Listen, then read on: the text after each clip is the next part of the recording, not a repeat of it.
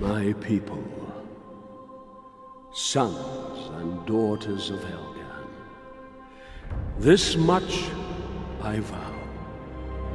The history of these days will be written in blood.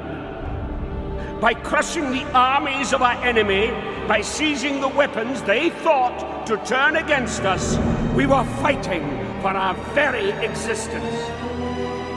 But if there are those who would deny us peace, refuse us our rightful place in the universe.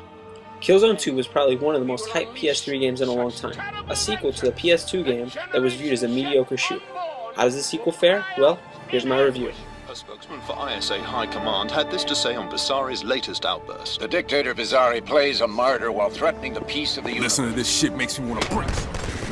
First and foremost, the graphics in the game are spectacular, having some of the best visuals on the PS3. The lighting and environments are both spectacular. Character models are very well done, showing that they are soldiers, some of them veterans. However, some of them do look like they may be injecting steroids. All in all, it does show the graphical power of the PS3, similar to what Metal Gear Solid 4 did last year. The story in the game is one of the weaker parts. Pretty much you're in Helgan, this time around assaulting the Helgas capital. Since it is a first-person shooter, it's usually expected that the story isn't of the highest caliber, but since the action's great, it doesn't really deduct much from the overall experience. The gameplay in Killzone 2 is decent. However, the controls do feel a bit clunky when compared to other first-person shooters, such as Resistance or Call of Duty. I personally had to change the controller layout to use R1 as a trigger because I can't really use the R2, L2 buttons that well. Another gripe I had with the game was when you're in the middle of a level and it would load, it would freeze the entire thing for a couple seconds. This kind of irritated me a bit.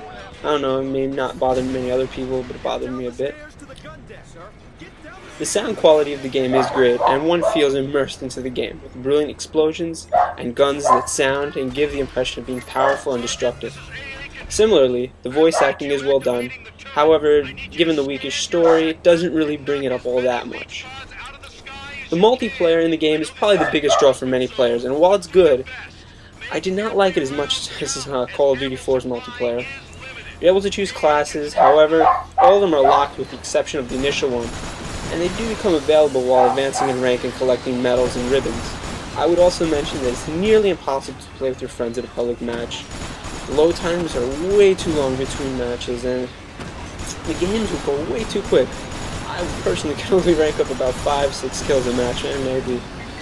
Despite the complaints though, the multiplayer is very stable with no lag, and you can tell that they are working hard on all their servers. The length of the game is decent for a first-person shooter, clocking 6 to 8 hours at normal difficulty, a little more, a little less if you go easier or harder. So, the multiplayer that does make the game limitless, so if you're into that game, this kind of game, maybe for you. I mean, overall, I'd give Killzone 2, since it is a good game, an 8 out of 10, because it didn't quite live up to the hype that was shown in previous E3 demonstrations, but overall, it is still a good game. And if you're a fan of action, first-person shooter games, I would definitely check it out. Leave any comments if you have any, and subscribe if you enjoyed. And as our last breath tears at their lungs, as we rise again from the ruins of our cities, they will know Helgan belongs to the Helgas.